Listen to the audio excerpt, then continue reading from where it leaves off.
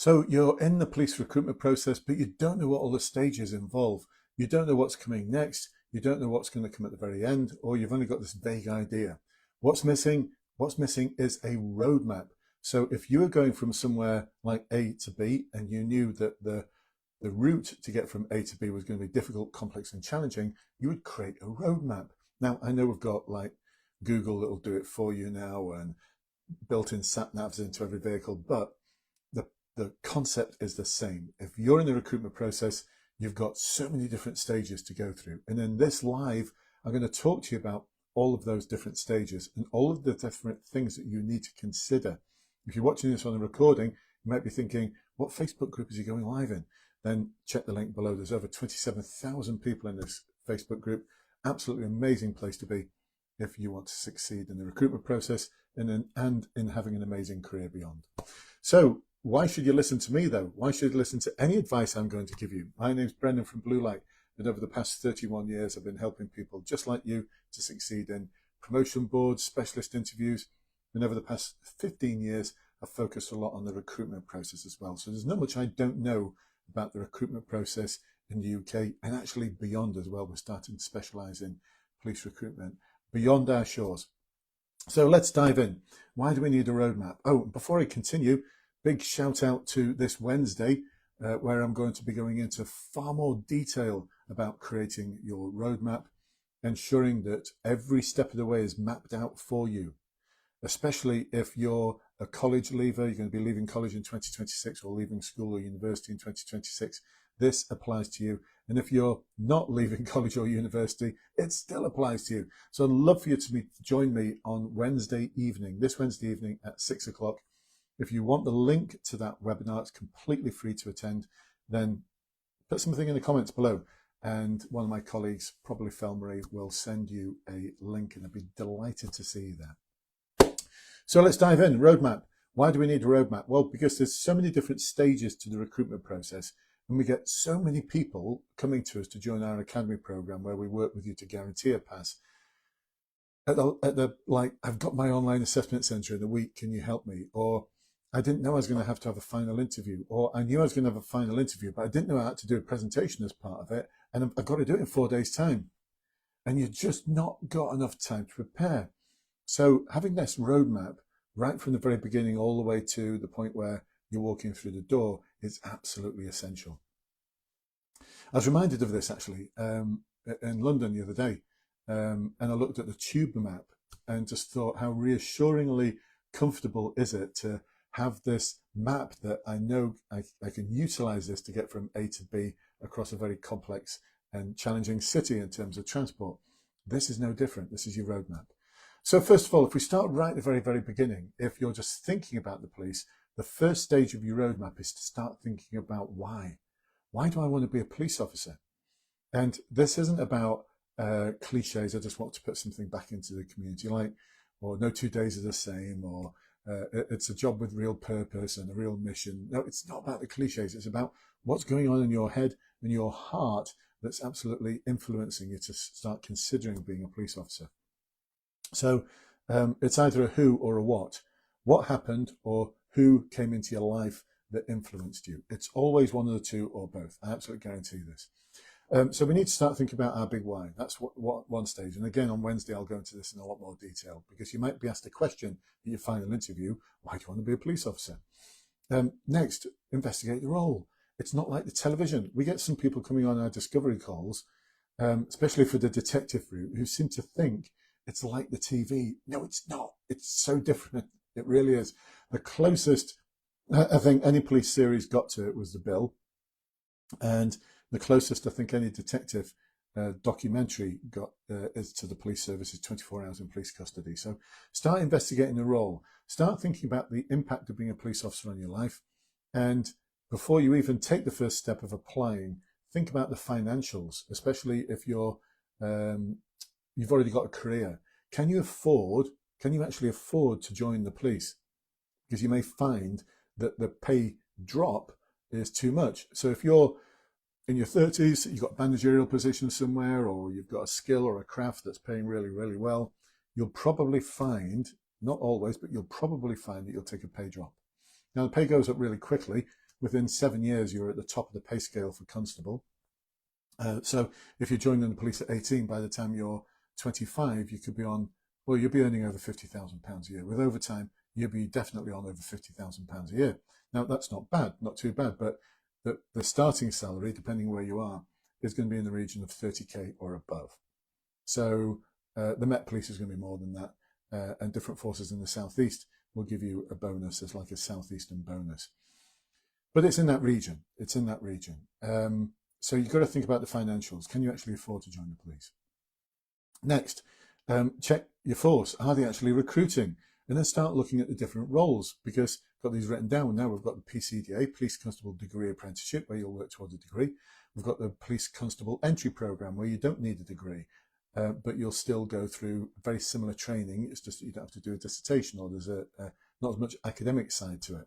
There's the Detective Constable route, the Degree Holder Entry Programme, or the Detective Constable Entry Programme. Some forces now have a neighbourhood police officer route, and of course Police Now has had this for a long time. Police Now Neighbourhood and Police Now Detective. There's also a route into counter-terrorism, Police Now Counter-Terrorism, although I'm not sure if that's open anymore.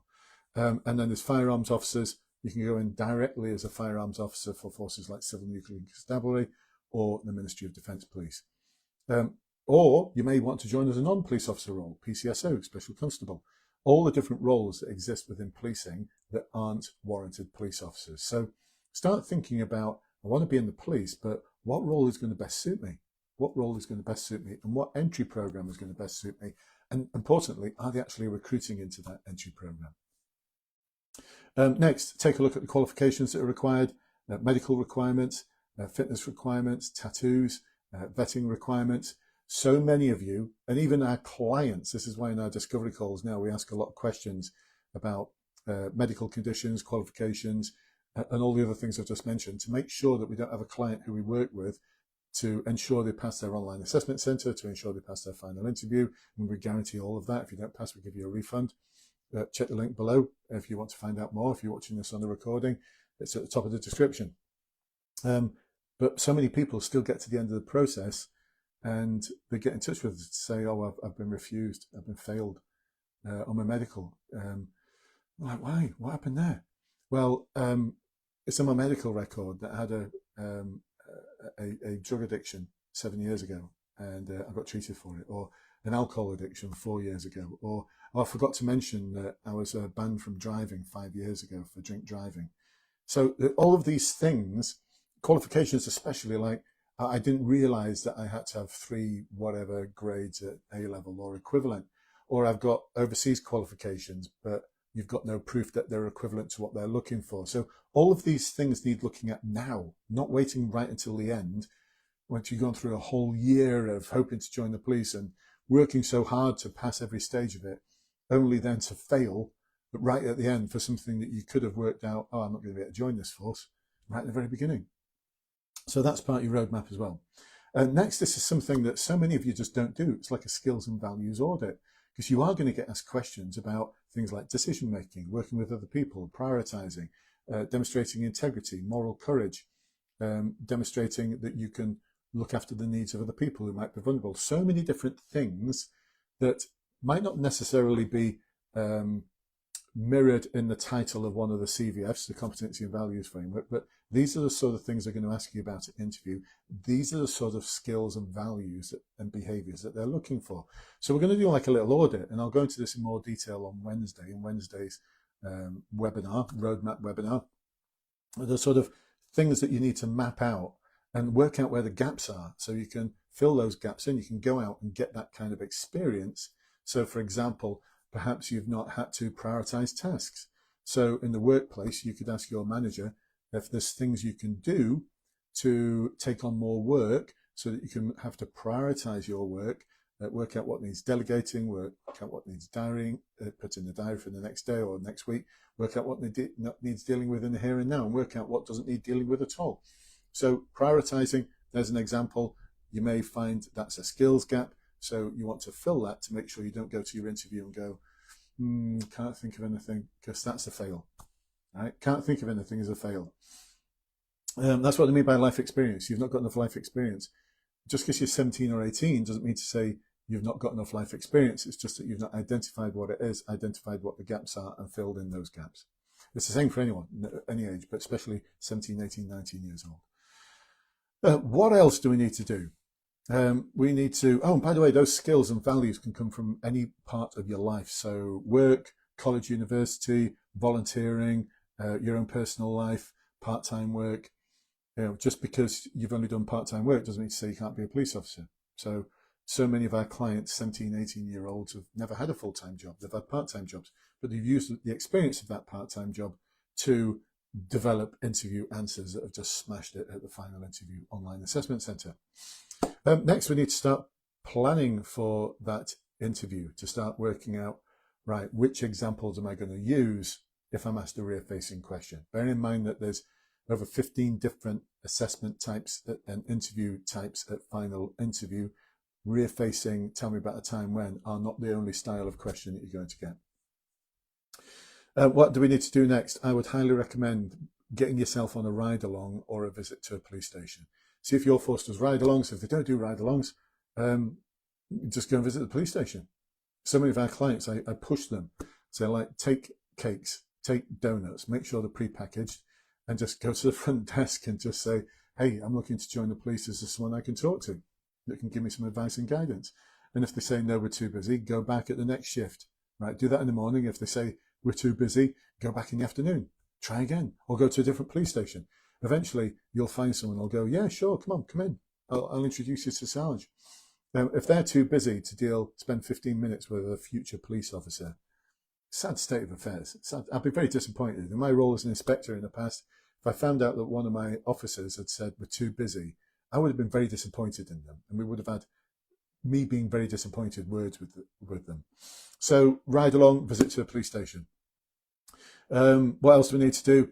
Research what every stage of the process involves. Like I said, so many times we get people coming to us saying, I've got my interview in 4 days' time. I thought I was just going to get asked interview questions. However, I've just found out I've got to do a presentation, or there's role plays involved, or I've got to do a briefing, or I've got to do this, I've got to do that. Find out what the process involves. Invariably, the information's there on the website.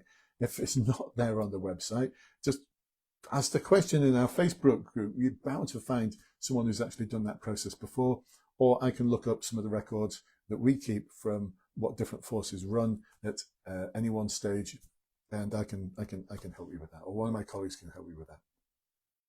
And then start preparing for every stage of the process.